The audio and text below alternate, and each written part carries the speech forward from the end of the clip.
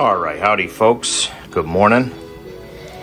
I got, just to bring you up to speed, I just boiled 8 pint jars for 15 minutes in that pot. I got 8 more boiling in this pot. The reason I'm using 2 pots is because I have my pressure canner. Out, and don't mind this, I'll just put that there for storage. But I have my pressure canner out, and we're gonna be able to boil or process 16 pints at one time in here. That's why I need 16 pints of sterile jars. All right, so here we ended up with 5.5 gallons of processed carrots. So I'm giving them a final rinsing, and then these are gonna go from here directly into the jars. These jars have just come out of that canner, so they are sterile. They've been boiling for 15 minutes. That's the best way to sterilize your jars. I don't care. I don't trust the dishwasher. Yes, when we're done with the contents of the jar, we will run them through the dishwasher, and then the jars will be stored with lids and rings on, brand new. Lightly, just the rings barely caught. And then I bring them up here, I remove the lids and rings, boil the jars, and then we get back into the process. So now we're gonna fill these jars. I'm gonna use my funnel, and I'm gonna fill them by hand. We're gonna do a cold pack method. We're gonna fill the jars with carrots to about 1/2 inch of the top of the jar, basically the first line here. And then I'm gonna add 1/4 teaspoon of canning and pickling salt. You do not want to use an iodine-based salt. That will darken your water. So these carrots were cut and prepped yesterday, picked, harvested, cut yesterday. So I'm just going to add the carrots by hand. And again, going to go about 1/2 inch from the top.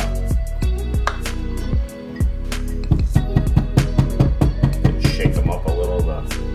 So I like using the pint jars for these, but again, yeah, I've been doing my green beans, my pickles, pickled green beans, and carrots in pint jars. And here during this process, I'm trying not to get anything on the lid or rim of the jar. If I don't have to touch it, I try not to touch it. That's less cleaning I got to do at the end, because you do want to wipe them off. Make sure there's no contaminant on there, nothing that can follow the seal. So I'm gonna get a lot of jars. So I'm also gonna end up rebuilding my canning shelves downstairs. Well, adding to them to accommodate more of these pint-sized jars. All right, so I got these 8 jars filled. I've got my canner just stopped over there, or timer went off, so now I'm gonna just empty those and put them right on here hot. So botulism is a real thing. You know, safe canning practices is the best thing you can do.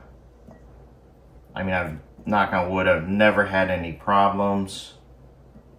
Never had a jar failure or a lid failure. The one thing I could say I did, and I've admitted this in other videos, is that I canned outside. I was doing peaches, and I brought the temperature because that burner was just, you know, way faster than in here, way hotter. And I brought the temperature up way too fast and cracked a couple of my jars. That's the only problem I ever had canning.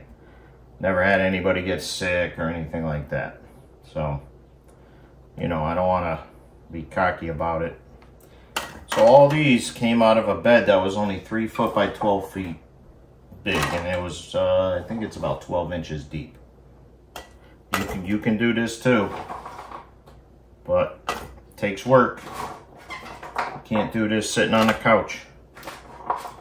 So next step is I'm just going to do 1/4 teaspoon of salt. This is not mandatory. It's not absolutely necessary. It's just for taste. I find that it does help a little bit. And I use the canning salt in everything when I use my meat or can my meats and everything too. So canning and pickling salt doesn't have, this is more of a pure salt, doesn't have any iodine or additives in there. The iodine is an anti-caking agent, I guess. It's not good for you.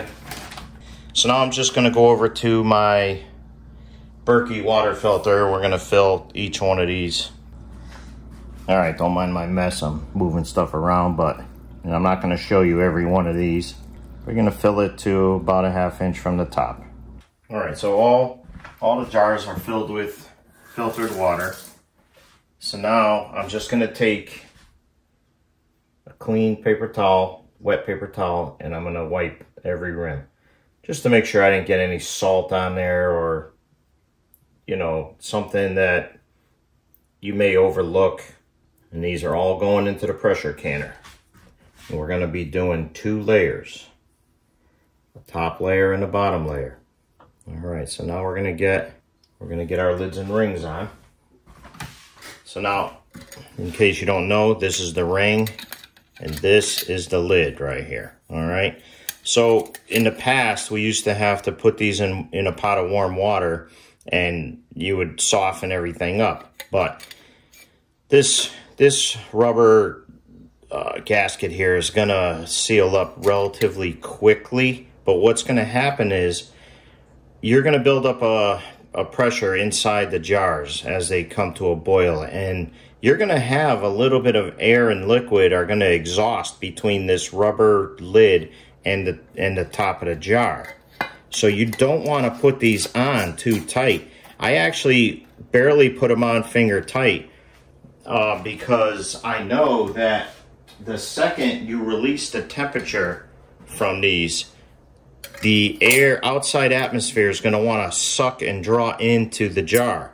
So what happens immediately is the center of this jar sucks down, which compresses the gasket, hence keeping any contaminant from getting inside the jar. Now, from time to time, I do still at least put the lids and rings in water, like in a pot of water. I don't warm them up necessarily. But again, you know, I'm only using a couple fingers really. If you put them too tight, what's going to happen is you're going to end up with a buckling. The lid is going to lift and like blowing up a balloon. You don't want to do that. I've seen it happen, even people doing tomato sauce.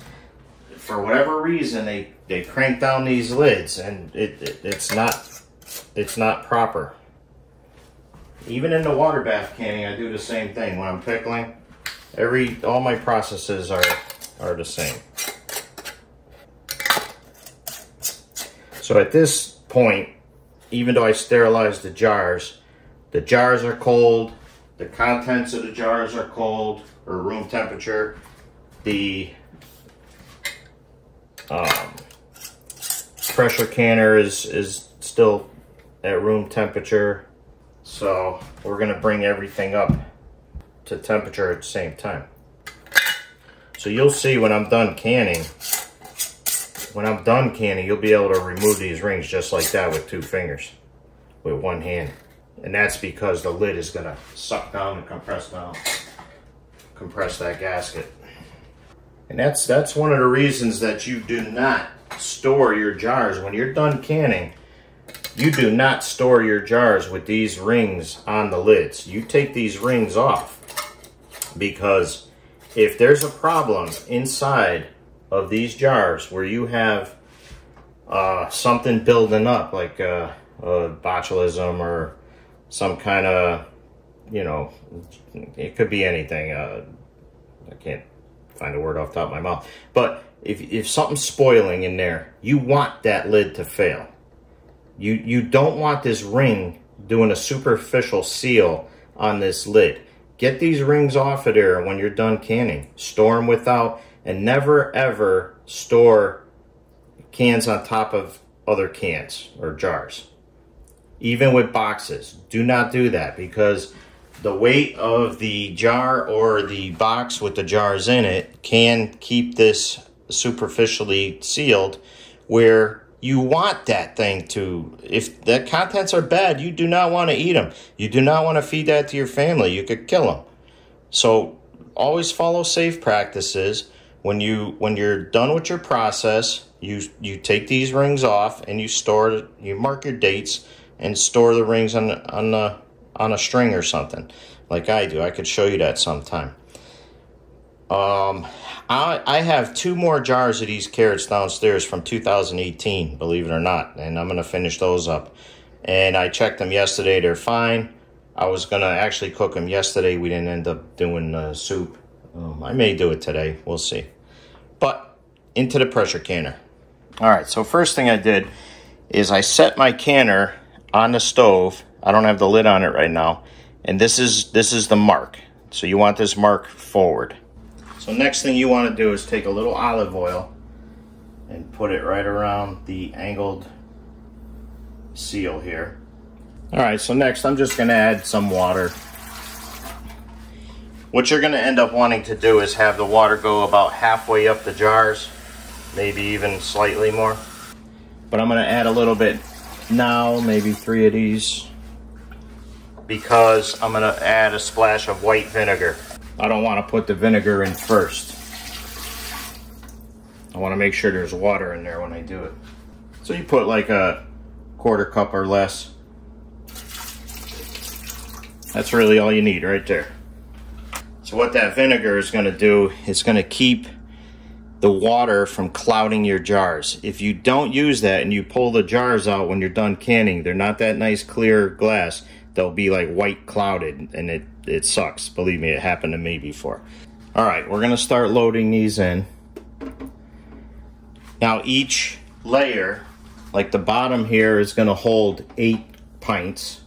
So this could either hold 7 quarts or 16 pints. So this canner, you can't double up the quarts, but you could double up the pints. And I'll show you that in a second.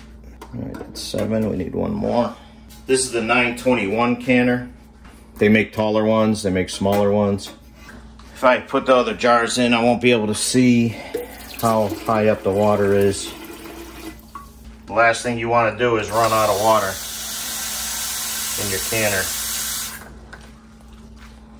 while it's in process.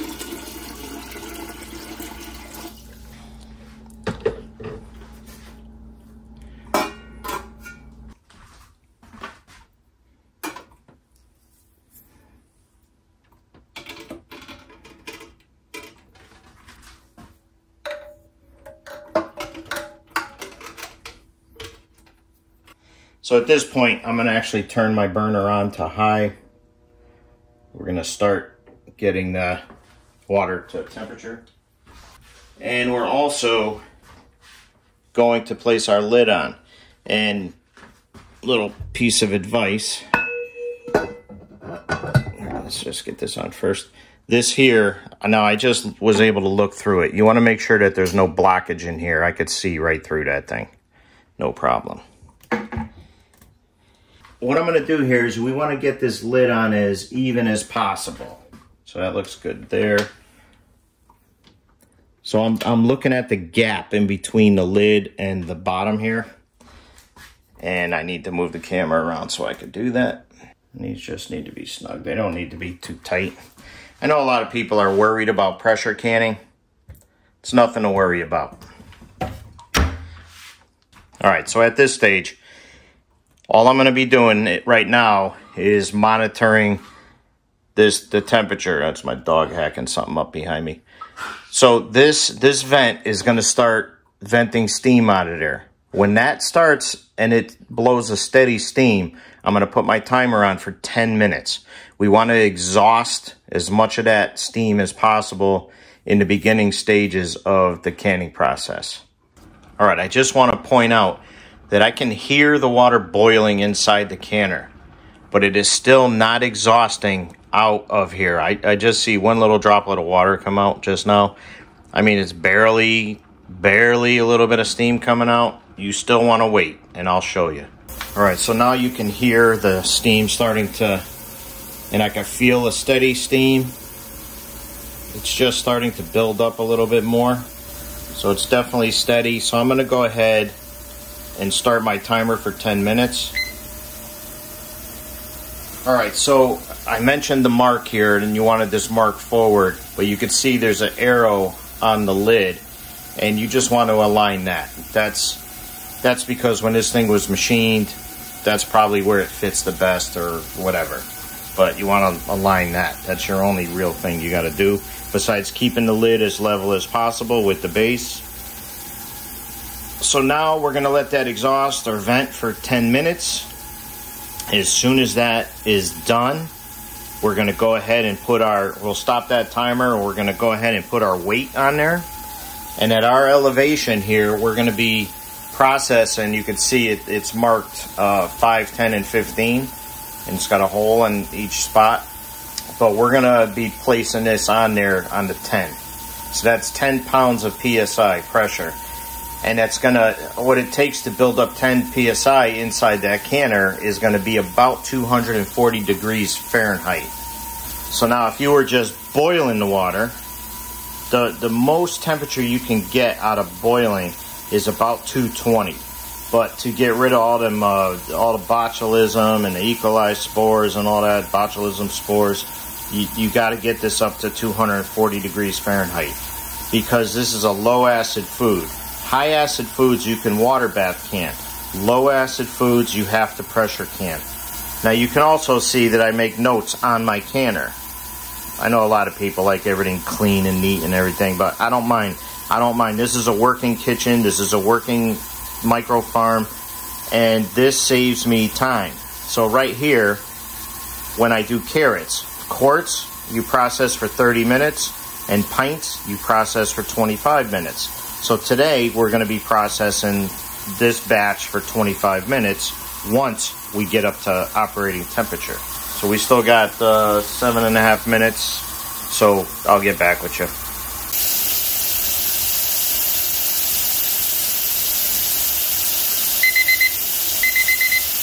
All right. So you can hear this thing venting like crazy, and you can also see that the pressure gauge is slowly starting to climb.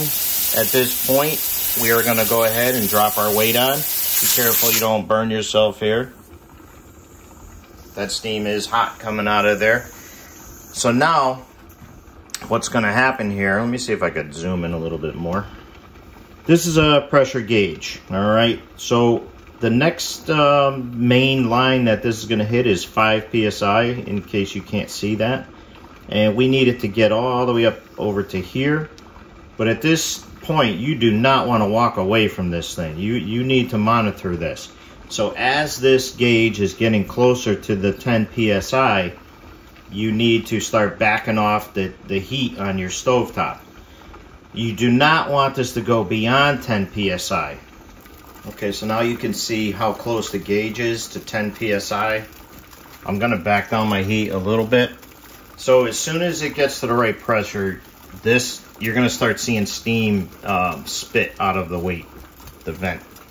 And what I usually do is I let it cycle once or twice before I set my timer. And again, we're going to be running this for 25 minutes. Which I just set my timer for 25 minutes. I did not get it started yet. We're about to hit 10 PSI. We're really close. This gauge should start spitting any second. But again, anytime you have low acid foods or anything with a meat product in it, you want to pressure can it. All the meat that I can chicken thighs, I can stew cuts, I can ground meat, I can my chili. I all use the pressure canner. We are right on 10 PSI on the gauge. But like I said, my gauge, it usually starts cycling when it's a little bit beyond the 10. Like I said, this stove is tired, needs to be replaced. we're getting ready to redo our whole kitchen, which we're going to get a whole new stove and oven and everything. All right, there we go. So now, I don't start my timer just yet. I want it to cycle. So, all right, that blew one time. I'm going to let it go one more time, and then I'll start my timer. Now, I can make micro adjustments if I need to at this point. The whole thing is you don't want to go way past on the gauge, and you don't want to start your timer until you're at this temperature. Alright, so at this point, that's spitting a little bit too long, so I'm just going to cut the temperature slightly. Again, I'm just going to make a micro adjustment. You want that thing to cycle every, I don't know, 10, 15 seconds, something like that, 20 seconds.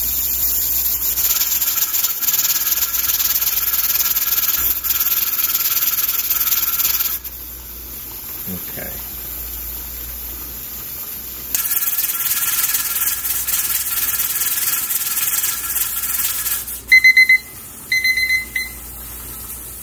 All right, so you saw the timer just went off.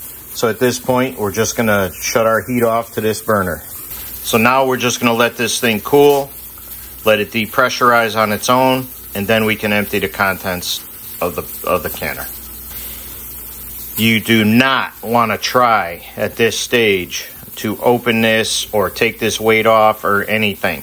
You want this to depressurize on its own naturally by cooling itself down. If you were to take this weight off right now, even if you put on a glove and pulled it off, what you're going to do is cause a siphon, and it's going to pull all the juices out of your pint jars. You don't want to do that. Let it cool naturally. When this gauge reads 0, then you can ease that off. All right, so I just removed the first batch from the canner. I wiped the tops real quick, and now they're just sitting here on this towel to cool off. Just to show you, I did some pickles.